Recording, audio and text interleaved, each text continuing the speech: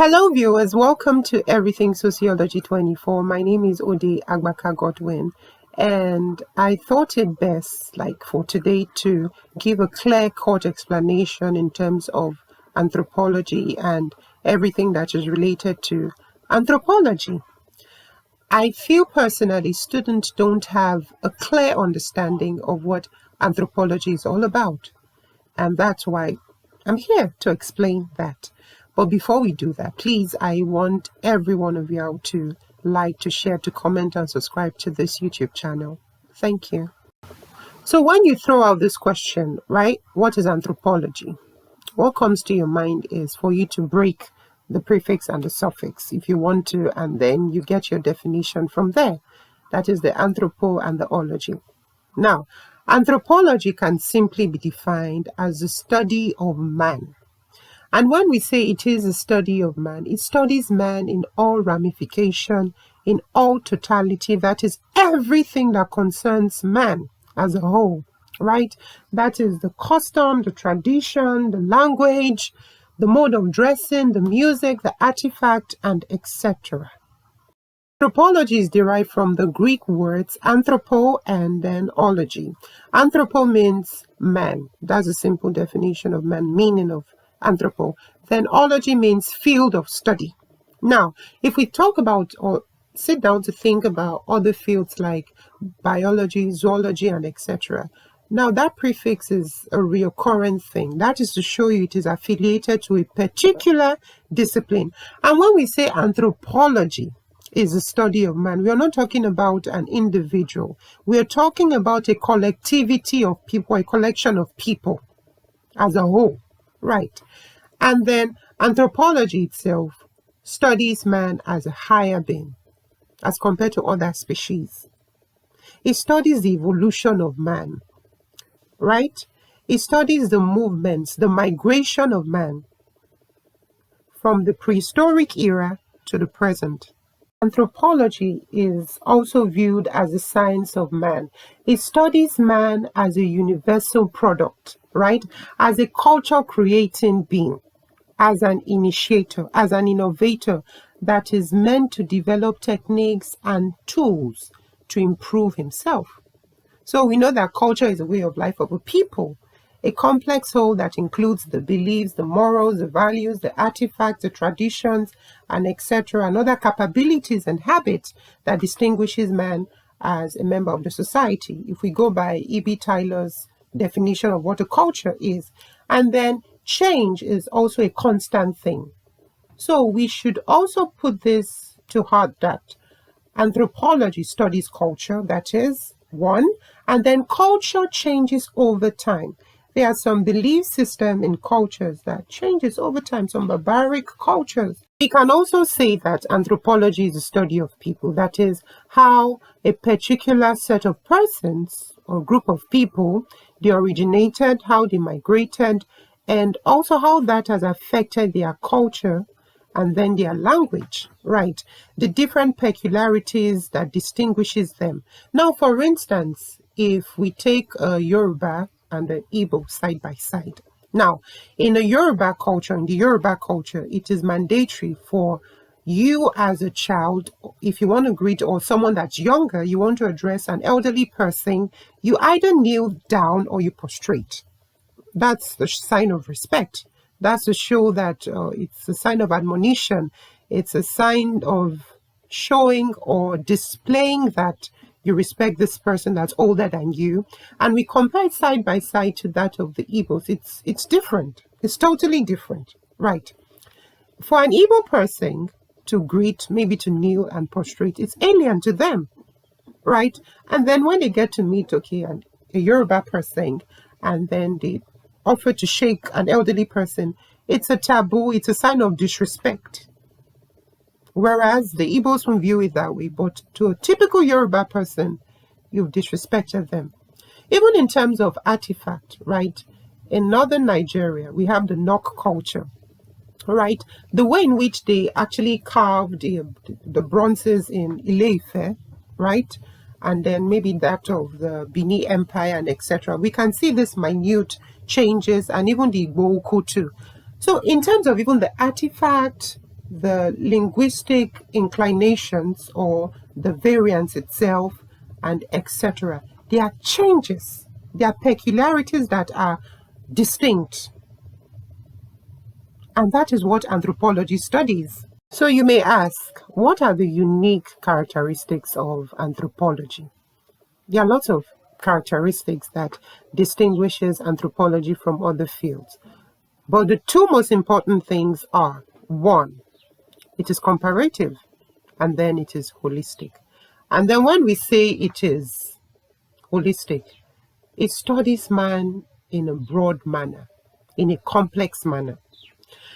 For instance, let's take economics as a discipline or as a field of study, for instance. Economics basically centered on the production and distribution of goods and services. So it's actually concentrated on a particular field, right? On a particular thing, right? It lays emphasis on just one thing. That is the production and distribution of goods and services.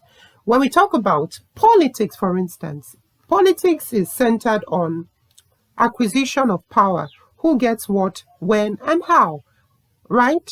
And then even some aspect of authority too.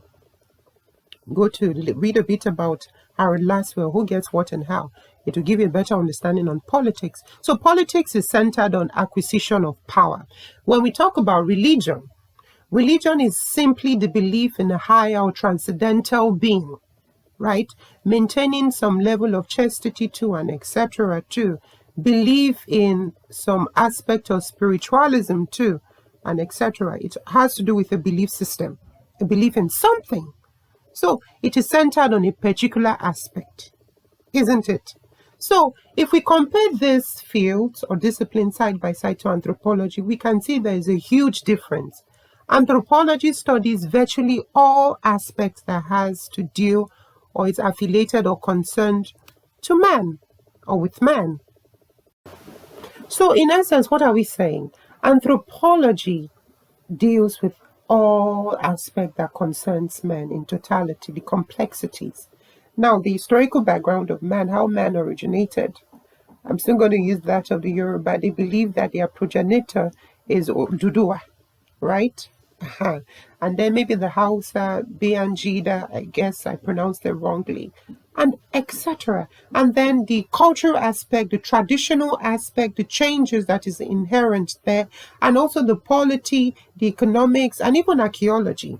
Now, when we talk about paleontologists, and then the excavation of maybe any fossils, the backdating, how scientists, they think up things, right? The dates, the random date, because sometimes it's quite confusing, right? But anthropology actually puts that in the right perspective to broaden our horizons that, okay, this particular civilization, this particular culture existed years back. This was the way in which they used a particular tool for their daily survival. This was how they used to write. Right. All the things came from excavating some of these artifacts and putting them into the right perspective too. Anthropology is also affiliated to the economics of man, to the polity of man, and it's way wide, even to the biological aspect too. So we've mentioned two peculiarities or unique characteristics of anthropology. The first one we said it is holistic, and then the second one we said it is comparative. When we say it is comparative, it actually sparks some instinctual drive in man. That is, if a man decides to compare a culture to another side by side, that is the comparison we're talking about. And when that is done, there are some ethics, professional ethics you must abide by as a professional anthropologist. If you're comparing two cultures, you don't discriminate against another, and then while comparing side by side, you don't have a personal bias against the culture that, oh, this one is better than that one, right? Maybe the way this particular culture greets is better than the other, the way this culture cooks their food and everything, it's far better and hygienic than the other. That's being ethnocentric. You're being ethnocentric, right? So, and then when you're comparing, you're carrying out a research, you're formulating theories, or theories, as the case may be, to back up some of your claims.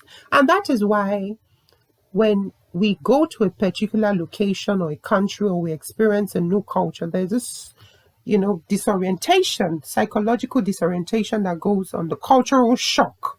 For instance, let's say we travel out to an Asian country, maybe China and etc. And then we see that, okay, they eat seafoods and maybe reptiles and rodents. And as a typical African, it's going to be strange to you. You're not used to eating snakes. You're not used to eating cockroaches and etc. And to them, it's normal. So as a bona fide anthropologist who is well read and a professional, as I've said, you don't discriminate another culture. You compare them side by side, so you're able to infer the uniqueness in a culture as against another.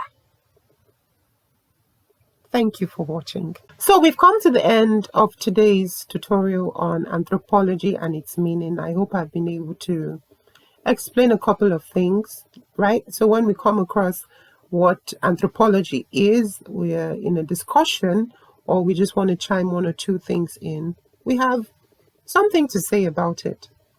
So once again, my name is Ode Agbaka Godwin, and as usual, I always remind you all to please like, to share, and comment, and most importantly, to subscribe to my channel.